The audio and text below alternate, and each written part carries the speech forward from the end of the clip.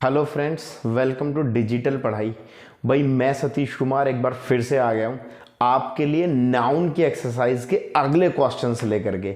दोस्तों ये जो नाउन की एक्सरसाइज चल रही है ना, इसमें एक एक क्वेश्चन को बहुत अच्छे तरीके से देखा जा रहा है और इतने शानदार तरीके से हम लोग देख रहे हैं कि किसी भी प्रकार की जितने क्वेश्चंस करा दिए हैं उससे संबंधित कोई भी दिक्कत आपको होने वाली नहीं है।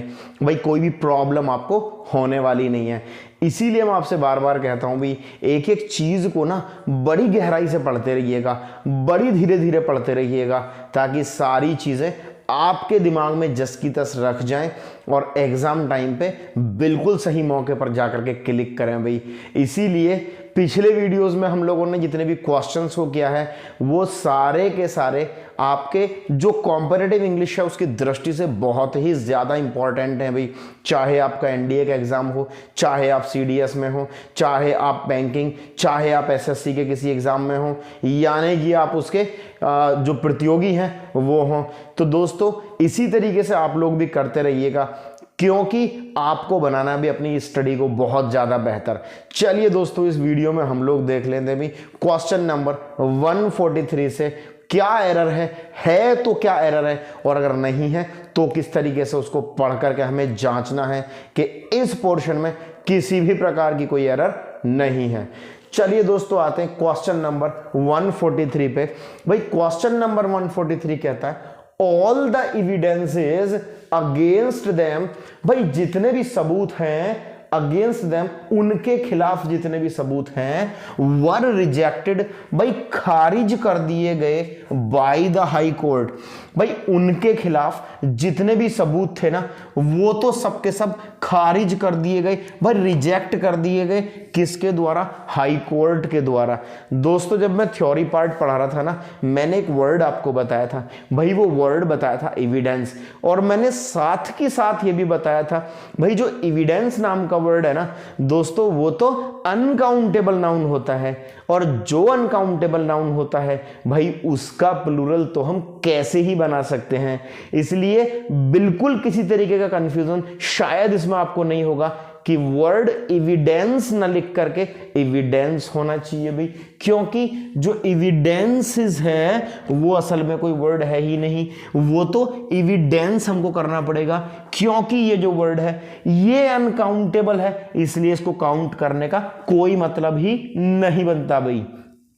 अब जो एविडेंस नाम का वर्ड है, इफ इट इज अनकाउंटेबल, तो भाई इसको सिंगुलर मान करके भाई इसके साथ में वर्ब भी तो सिंगुलर ही होनी चाहिए। फिर वर्ब का क्या मतलब बनता है, यानी कि होना चाहिए all the evidence against them was rejected होना चाहिए भाई, ना कि वर रिजेक्टेड। वर आ जाता अगर कोई चीज यहां ऐसी होती जो काउंटेबल नाउन की प्लूरल कैटेगरी में होती, लेकिन यहां हम लोगों ने देखा भाई ना ही तो ये काउंटेबल है और ना ही ये प्लूरल है, ये तो अनकाउंटेबल नाउन है और ये सिंगुलर मानी जाती है, इसीलिए इसके साथ सिंगुलर वर्ब का प्रयोग करेंगे।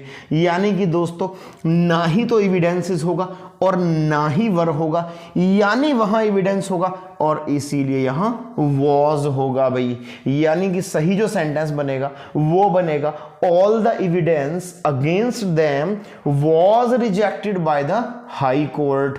मतलब सेंटेंस के पोर्शन नंबर बी में प्रॉब्लम है भाई। देखिए आगे चलते हैं क्वेश्चन नंबर 144 पे। क्वेश्चन नंबर 144 कहता है भाई एलुमनी, एलुमनी का मतलब होता है भाई भूतपूर्व छात्र ऑफ द इंस्टीट्यूट। भाई इंस्टीट्यूट का जो भूतपूर्व छात्र है is invited to institute function. भाई इंस्टीट्यूट के फंक्शन पर इनवाइट किया जाता है कौन? एलुमनी, यानी कि इंस्टीट्यूट के जो भूतपूर्व छात्र हैं वो इंस्टीट्यूट फंक्शन पर इनवाइट किए जाते हैं। मेरी बात ध्यान से सुनिएगा, किए जाते हैं, क्योंकि मैंने थ्योरी पोर्शन में फिर मैं बार बार उसी बात का हवाला आपको दे रहा हूं भाई, फिर मैं वहीं का रेफरेंस आपको दे रहा हूं कि मैंने ना जब मैंने आपको थ्योरी पोर्शन पढ़ाया था तो मैंने दो वर्ड्स बताए थे भाई आपको, एक एलुमनस बताया था, एक एलुमनी बताया था। तो एलुमनी नाम का जो वर्ड है भाई वो तो प्लूरल के लिए प्रयोग किया जाता है, और एलुमनस नाम का जो वर्ड है वो तो दोस्तों सिंगुलर के लिए इस्तेमाल किया जाता है। इसके लिए जो एलुमिनस नाम का वर्ड है, अगर मैं यहां इज लगाता हूं तो वहां एलुमिनस हो तो भाई बिल्कुल ठीक है, लेकिन यहां पहले से ही जब हमने एलुमिनी रख दिया है तो भाई वहां इज का कोई मतलब ही नहीं बनता है, यानी कि एलुमिनी है तो प्लूरल है, of the institute are invited होना चाहिए भाई, यानी कि इंस्टीट्यूट के भूतपूर्व छात्र इंस्टीट्यूट के फंक्शन पर इनवाइट किए जाते हैं। दोस्तों आप पढ़ लीजिएगा, जो थ्योरी पार्ट है वहां आपको मिल जाएगा भी एलुमिनस और एलुमिनी का जो अंतर है, एक सिंगुलर में काउंट किया जाता है, एक प्लूरल में काउंट किया जाता है। दोस्तों देखने से तो ना ऐसा लगता है कि वर्ड तो प्लूरल है ही नहीं, लेकिन वर्ड अपने आप में प्लूरल है, इसके लिए किसी भी प्रकार का कंफ्यूजन नहीं है कि इसके साथ जो वर्ब है वो भी प्लूरल होनी चाहिए। इसके लिए इज ना आकर के यहां आना चाहिए भाई आर, यानी कि alumni of the institute are invited to institute function, यानी कि पोर्शन नंबर बी में प्रॉब्लम एरर डिटेक्ट हुआ है भाई। चलिए दोस्तों चलते हैं 144, क्वेश्चन नंबर 144 कहता है भाई polite behaviour is his assets. भाई पोलाइट बिहेवियर जो है ना, जो विनम्रता पूर्वक व्यवहार है ना, उसकी संपत्ति है, ऐसा ये क्वेश्चन कहता है भाई। मैं नहीं कह रहा हूं अभी, मैं जब बताऊंगा, जब आपको कहूंगा, ये क्वेश्चन ये कहता है कि पोलाइट बिहेवियर यानी कि विनम्रता पूर्वक जो व्यवहार है इज हिज असेट्स, भाई उसकी संपत्ति है। दोस्तों संपत्ति कैसे हो सकती है? दो वर्ड्स जो आपस में मिलते जुलते मैंने आपको बताए थे दोस्तों, एक होता है असेट, एक होता है असेट्स। तो दोस्तों जो असेट नाम का वर्ड है भाई वो तो क्वालिटी के लिए आता है, और जो असेट्स नाम का वर्ड है वो तो प्रॉपर्टी के लिए आता है भाई। तो दोस्तों हम लोग है ना, हम लोग किसी की क्वालिटी की बात कर रहे हैं भाई, संपत्ति प्रॉपर्टी की बात नहीं कर रहे हैं। इसके लिए ना हमको असेट्स ना लगा करके इसमें हम लोगों को असेट लगाना पड़ेगा भाई, तब जा करके ना ये सेंटेंस बिल्कुल ठीक हो जाएगा। यानी कि असेट में एस मत लगाइएगा इस जगह। मैं ये नहीं कह रहा हूं भाई वर्ड गलत है दोस्तों, वर्ड में किसी भी प्रकार की कोई प्रॉब्लम नहीं है, लेकिन ये वर्ड यहां इस्तेमाल नहीं हो सकता, बस मैं तो इतना कहना चाहता हूं भाई। आते हैं क्वेश्चन नंबर 145 पे। क्वेश्चन नंबर 145 कहता है भाई अ नॉनसेंस पर्सन, एक पर्सन जो कि नॉनसेंस है, जिसमें सेंस नहीं है, डज नॉट नो, भाई वो नहीं जानता। एक पर्सन जिसमें सेंस नहीं है वो नहीं जानता क्या? रॉन्ग फ्रॉम राइट, भाई राइट से रॉन्ग करना नहीं जानता। भाई ये तो बड़ा अजीब सा सेंस हो गया। यहां तो हमारा भी सेंस चेक किया जाएगा भाई, वो सही से गलत करना नहीं जानता या गलत से सही करना नहीं जानता। दोस्तों वो ऑलरेडी अगर चीजों को गलत कर देगा तो वो उसको सही करना नहीं आएगा उसको, लेकिन वो सही से गलत कर सकता है। माने यहां आपका भी सेंस देखा जाएगा कि आप किस तरीके से, किस प्रकार से इसका अर्थ निकालते हैं। A nonsense person does not know, एक नॉनसेंस पर्सन नहीं जानता रॉन्ग फ्रॉम राइट, भाई सही से गलत करना नहीं जानता। नहीं भाई, अगर नॉनसेंस है तो सही से गलत करना तो उसको आता है, लेकिन गलत से सही करना उसको नहीं आता है भाई।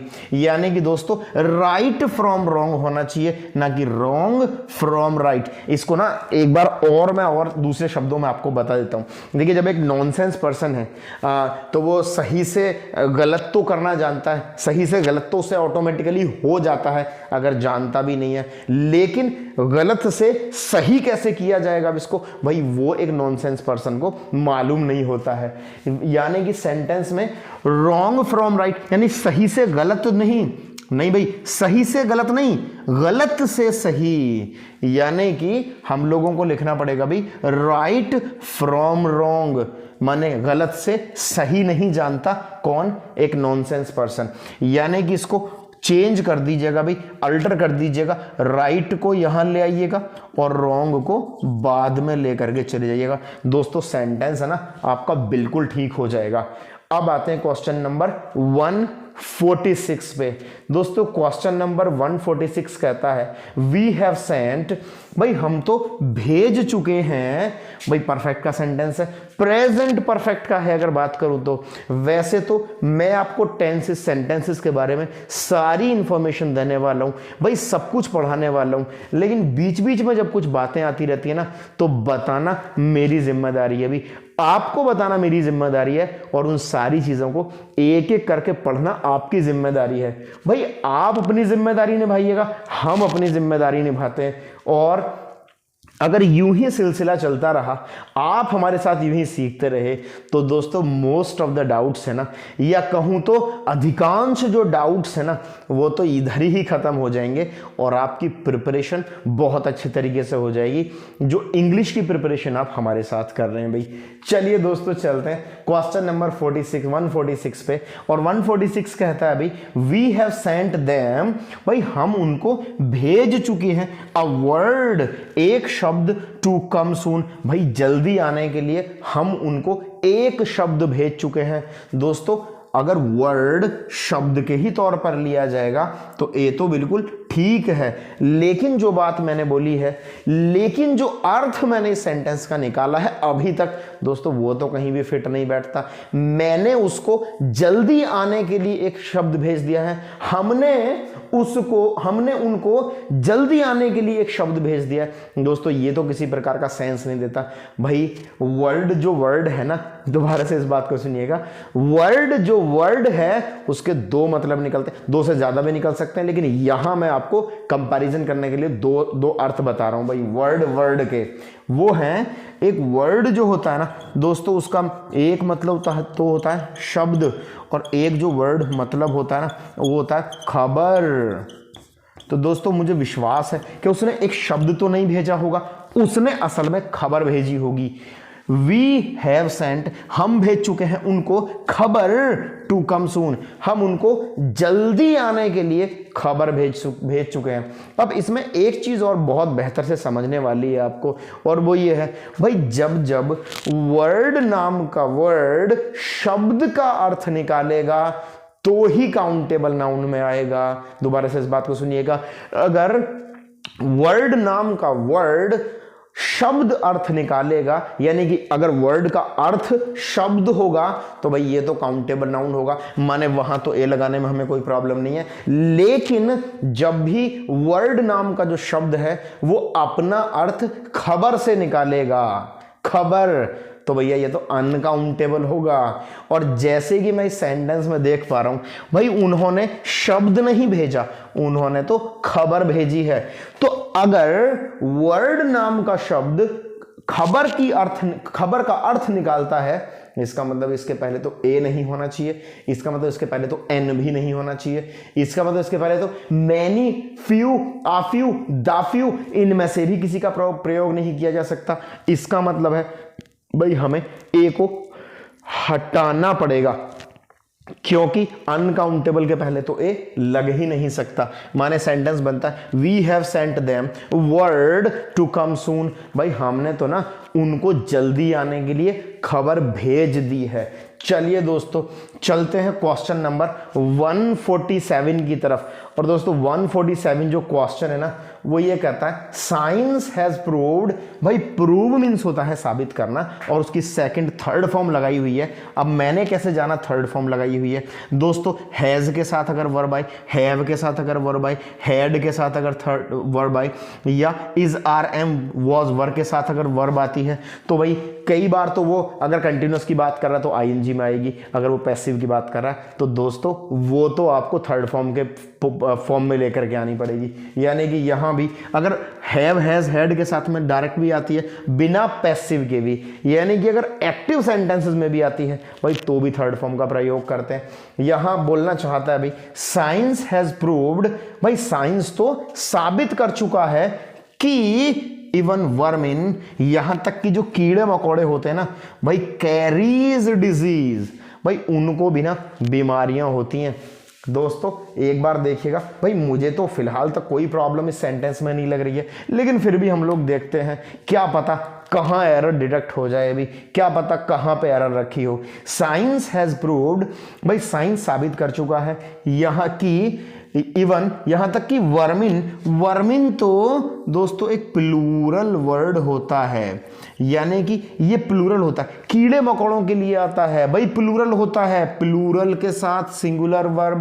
भाई कैसे पॉसिबल है, कैसे हो सकता है, नहीं हो सकता है। यानी कि science has proved that even vermin carry होना चाहिए दोस्तों, कैरीज नहीं होगा।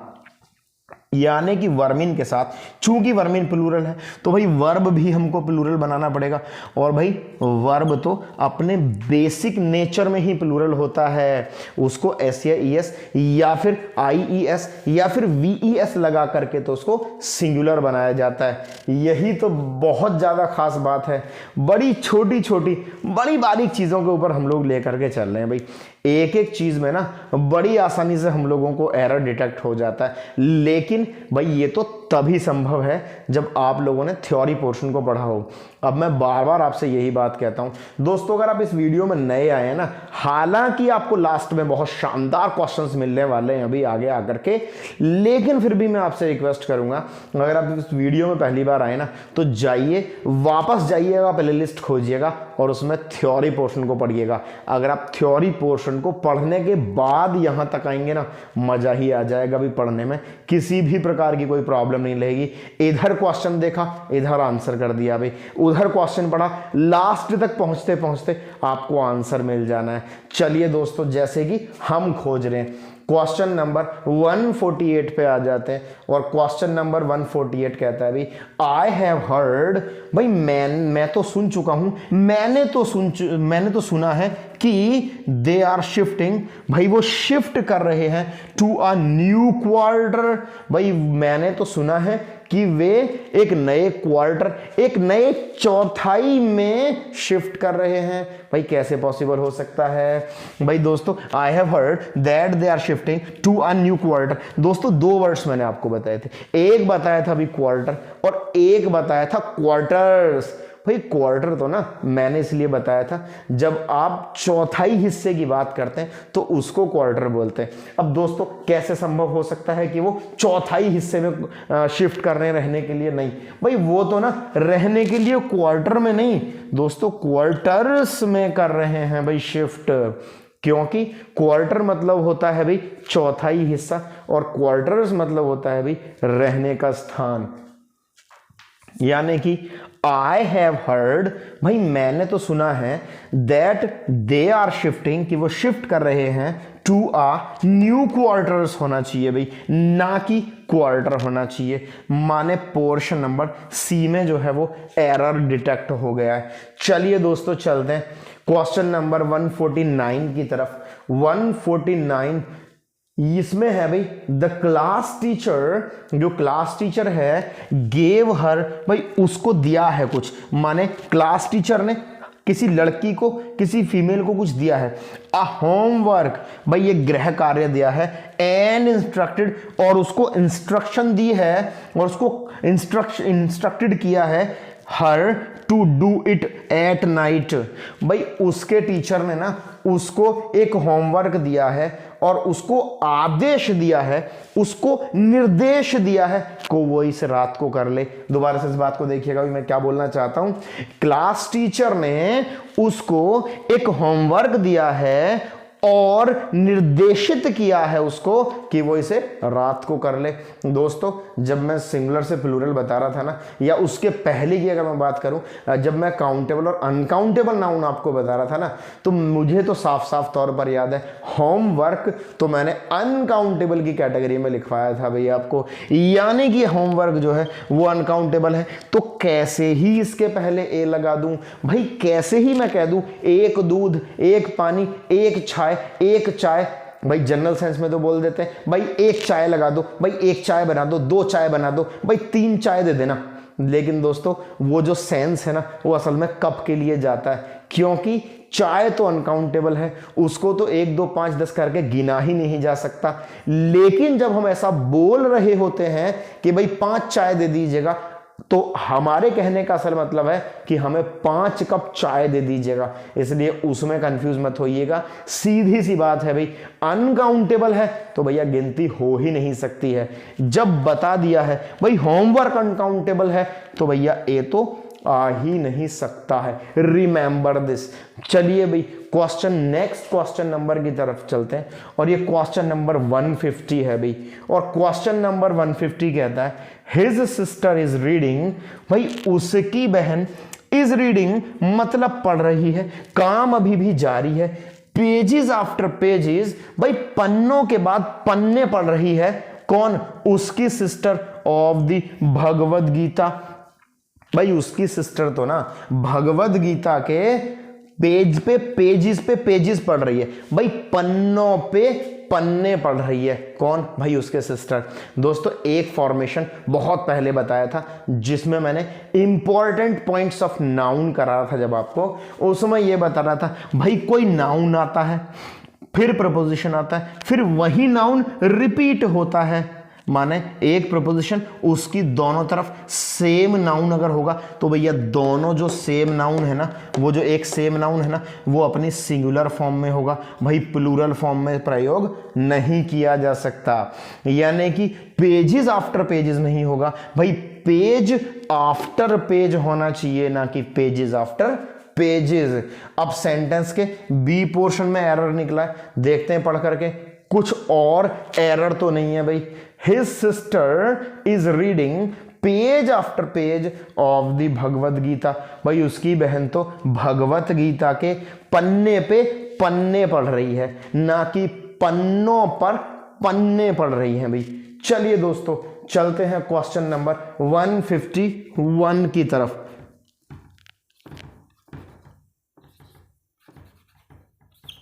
151 की तरफ चलते हैं भाई, और क्वेश्चन नंबर 151 में लिखा हुआ है इट इज बिलीव्ड, भाई ऐसा माना जाता है, ऐसा समझा जाता है कि स्मोकिंग है one of the cause of cancer.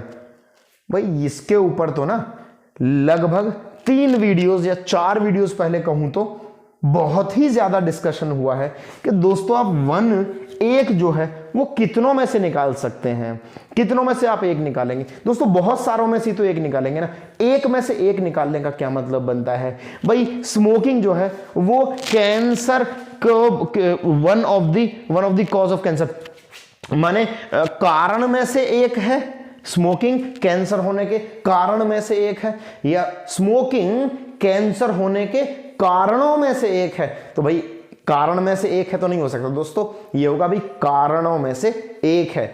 यानी कि स्मोकिंग जो है वो माना जाता है कि कैंसर होने के कारणों में से एक है, और जैसे ही हमने बोला कारणों में से एक है तो भैया ये तो कॉजेज ऑफ कैंसर होना चाहिए भाई, ना कि कॉज ऑफ कैंसर।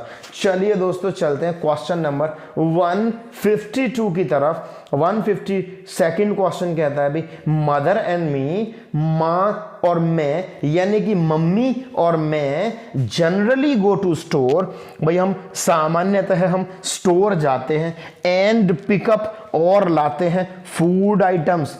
भाई जनरली मैं और मम्मी तो स्टोर जाते हैं और सामान्यतः खाने का आइटम उठा लाते हैं, माने खाने की जो चीज़ें हैं, जो फूड आइटम्स हैं दोस्तों वो उठा लाते हैं हम लोग। अब आप देखिएगा भाई कौन है जाने वाला, काम को कौन कर रहा है, भाई मम्मी है और मैं हूं। जब काम को करने वाले मम्मी है और मैं हूं तो भाई मेरा ऑब्जेक्ट कैसे है, मैं तो सेंटेंस में करता हूं ना, और मैं जब सेंटेंस में करता हूं, मैं जब सेंटेंस में सब्जेक्ट हूं, मैं जब सेंटेंस में नॉमिनेटिव केस में आना चाहिए, तो भैया मी क्या कर रहा है, मैं जब सेंटेंस में काम को करूंगा तो भैया मेरा तो नॉमिनेटिव केस आएगा, यानी कि सब्जेक्टिव केस आएगा। और भैया मेरा सब्जेक्टिव केस तो मी बिल्कुल नहीं होता है, वो तो आए होता है। अगर इसका मोर क्लैरिफिकेशन आपको चाहिए ना तो आप आए, मी, माय, माइन वाला वीडियो जाकर के देख लीजिएगा। यानी कि सब्जेक्टिव केस, ऑब्जेक्टिव केस, भाई पॉजेसिव एडजेक्टिव और पॉजेसिव प्रोनाउन वाला केस देख लीजिएगा भाई, या फिर कहूं तो वीडियो देख लीजिएगा, सब कुछ समझ में आ जाएगा। चलिए दोस्तों चलते हैं क्वेश्चन नंबर 153 की तरफ। क्वेश्चन नंबर 150 कहता है भाई, वी लेफ्ट आर लगेजेस, भाई हमने तो ना अपना सामान छोड़ दिया एट द रेलवे स्टेशन, भाई हमने तो ना अपना सामान रेलवे स्टेशन पे ही छोड़ दिया। दोस्तों बहुत सिंपल सा एक वर्ड आ रहा है भाई लगेज, और लगेज एक ऐसा वर्ड है जो अनकाउंटेबल होता है, तो उसका प्लूरल बना करके हम काहे उसको बेकार कर रहे हैं भाई, क्यों ही उसको खराब कर रहे हैं। इसके लिए लगेज में से बस ऐसे हटा दीजिएगा, सेंटेंस बिल्कुल क्लियर है भाई। We left our luggage at the railway station, भाई अब तो सेंटेंस बिल्कुल ठीक हो गया, किसी भी प्रकार की कोई प्रॉब्लम नहीं है भाई। नेक्स्ट लिखा है दोस्तों, please put your sign on the paper, भाई अपने साइन है ना वो तो भाई कहां कर दो दोस्तों, पेपर पे ना अपने साइन कर दो। दोस्तों यहां जो साइन वर्ड लिखा हुआ है ना भाई इसी में प्रॉब्लम है, यानी कि पोर्शन नंबर बी में कोई प्रॉब्लम है। क्योंकि दोस्तों जो साइन वर्ड है ना, चलिए इसको ना अभी देखते हैं आगे। दोस्तों हम लोग क्वेश्चन नंबर 154 डिस्कस कर रहे थे भाई, और इसका मोर क्लैरिफिकेशन लेने के लिए मैं आपको अगली तरफ ले आया हूं भाई। आगे बिल्कुल एक ही क्वेश्चन है और बहुत सारी चीजें यहां लिखी हुई हैं, एक भी चीज का कंफ्यूजन छूटना नहीं चाहिए भाई, इसीलिए मैं आपको यहां बिल्कुल साफ तरीके से एक क्वेश्चन का एरर, या बोलूं तो एक क्वेश्चन में एरर खोजने के लिए ले आया हूं भाई। यहां हमारे पास एक वर्ड था भाई, वो है साइन। दोस्तों जो साइन नाम का वर्ड है ना भाई वो तो एक वर्ब होता है, यानी कि अगर मैं हिंदी में बात करूं तो साइन का मतलब होगा भाई हस्ताक्षर करना, और एक वर्ड होता है सिग्नेचर, भाई वो होता है नाउन। यानी कि अगर साइन का मतलब है हस्ताक्षर करना तो भाई सिग्नेचर का मतलब है केवल हस्ताक्षर, यानी कि हस्ताक्षर करना और हस्ताक्षर। रिमेंबर, क्योंकि ये आपको काम आने वाला है, एक एक चीज को ना अच्छे तरीके से समझते हुए चलना, तभी आप इस सेंटेंस में एरर डिटेक्ट कर पाएंगे, वरना आपको ऐसा लगेगा भाई सेंटेंस में तो किसी भी प्रकार की कोई प्रॉब्लम नहीं है। Please put your sign on the paper, बिल्कुल सही सेंटेंस है, लेकिन ये बात आप तभी तक बोलेंगे जब तक आपको इनके बीच का अंतर अच्छे से नहीं मालूम हो जाता है। दोस्तों जब हमारे पास पहले से एक वर्ब है तो हम लोगों को दूसरा वर्ड वर्ब के रूप में रखने की जरूरत क्या है, और नियम तो यह कहता है भाई एक वर्ब प्लस दूसरी वर्ब, तो भैया दूसरी वर्ब को या तो आप जीरंड फॉर्म में लेकर के आइएगा या आप इन्फिनिटिव की फॉर्म में लेकर के आइएगा, यानी कि वर्ब प्लस वर्ब तो नहीं आ सकता। तो पहली चीज तो यह है कि भाई यहां भी गलत हो गया ये वाला वर्ड। दूसरी चीज यह है कि मैंने आपको बताया भाई जब भी हम साइन के बाद में प्रीपोजिशन लगाएंगे भाई प्रीपोजिशन को ये एक्सेप्ट ही नहीं करता, यानी कि जो साइन नाम का वर्ड है उसके बाद में भाई प्रीपोजिशन नहीं आएगी, और जो सिग्नेचर नाम का वर्ड है भाई उसके बाद तो हमेशा ही कोई ना कोई प्रीपोजिशन आएगी। दोबारा से इस बात को सुनिएगा, साइन के बाद में प्रीपोजिशन नहीं आएगी और सिग्नेचर के बाद में प्रीपोजिशन आएगी। भाई साइन के बाद में हम ऑन ले आए तो भैया यहां से भी मुझे लगता है साइन नाम का वर्ड नहीं आना चाहिए, माने या तो साइन नहीं आना चाहिए या फिर ऑन नहीं आना चाहिए। भाई दोस्तों जैसे ही मैं ऑन को रिमूव करूंगा तो मैं कहां से ये अर्थ दूंगा कि पेपर पे होने चाहिए हस्ताक्षर, ऑन को हटा दूंगा तो यहां से सेंटेंस का कंस्ट्रक्शन जो है वो गड़बड़ा जाएगा। भाई सेंटेंस का जो पूरा आधार है ना वो ही गड़बड़ा जाएगा, इसलिए ऑन तो रखेंगे लेकिन साइन पर फिर से हमें डाउट है, क्योंकि साइन के साथ में तो ऑन ही नहीं आता। और एक जो सबसे ज्यादा मजबूत चीज मैं आपको बताने वाला हूं दोस्तों वो ये है कि जब मैं आपको पॉजिटिव एडजेक्टिव बता रहा था ना, यानी कि आई, मी, माय, माइन, इस तरीके के सारे केसेस को बता रहा था ना, चाहे वो नॉमिनेटिव केस है, चाहे वो ऑब्जेक्टिव केस है, चाहे वो पॉजिटिव एडजेक्टिव केस है, अगर वो वीडियो आपने नहीं देखा है ना, बहुत दोस्तों बहुत ही ज्यादा मोस्ट इंपॉर्टेंट है। एक एक चीज का जो कंफ्यूजन है वो कंप्लीटली दूर हो जाएगा। भी किसी भी प्रकार का कोई confusion subjective, objective, positive case या पॉजिटिव प्रोनाउन में बचेगा ही नहीं। वहां मैंने आपको यह बताया था कि जब आप पॉजिटिव एडजेक्टिव की बात करते हैं, जब आप पॉजिटिव एडजेक्टिव लेकर के आते हैं और उसके बाद अगर कभी कोई वर्ब आता है तो भाई वर्ब है ना अपनी जस की तस फॉर्म में नहीं आ सकता, यानी कि अपनी फर्स्ट फॉर्म में नहीं आ सकता, उसका तो आपको आईएनजी फॉर्म लेकर के आना पड़ेगा। यानी कि प्लीज पुट योर सिग्नेचरिंग, भाई गलत सेंटेंस है भाई, कोई किसी तरीके का कोई औचित्य नहीं बनता। तो हमको सारी चीजें देखने के बाद सबसे पहली चीज देखी भाई वर्ब है, दो वर्ब से एक साथ आ रही हैं तो साइन नहीं आ सकता। दूसरा देखा साइन है तो उसके बाद में प्रीपोजिशन नहीं लगा सकते, भाई इसके हिसाब से तो भी साइन नहीं आ सकता। भाई योर है यानी कि पॉजिटिव एडजेक्टिव है, उसके बाद में कोई वर्ब आएगा तो आईएनजी फॉर्म आएगी, यहां भी नहीं लगाया, इसका मतलब ये भी दिक्कत है।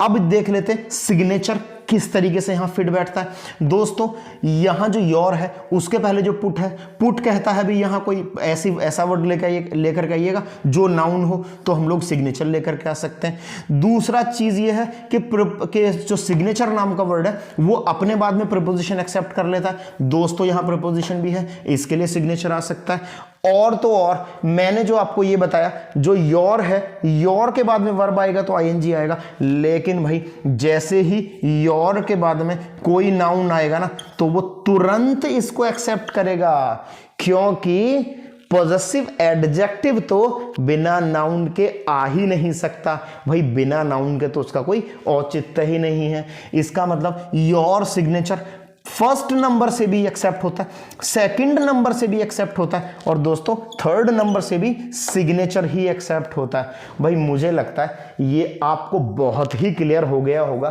कि सेंटेंस के पोर्शन नंबर बी में साइन की जगह हम लोगों को एक वर्ड लगाना पड़ेगा, और भाई वो है सिग्नेचर। दोबारा से इस चीज को देख लीजिएगा। भाई वीडियो अच्छा लगा हो तो कीजिएगा दोस्तों लाइक, और दोस्तों के साथ कीजिएगा शेयर, और चैनल नहीं किया सब्सक्राइब तो कर दीजिएगा। भाई ऐसी ही इंटरेस्टिंग चीजें आपको बताते रहेंगे। इंटरेस्टिंग कहूं अच्छा है, बारीक कहूं तो और भी ज्यादा अच्छा है। यूं ही आपको बारीक चीजें मिलती जाएंगी जो आपके एग्जाम के पॉइंट ऑफ व्यू से बहुत ही अच्छी हैं, बहुत ही शानदार हैं। चलिए दोस्तों मिलते हैं अगली वीडियोस में, चैनल सब्सक्राइब कर दीजिएगा भाई, और मिलते हैं आगे की वीडियोस में। बहुत बहुत धन्यवाद भाई।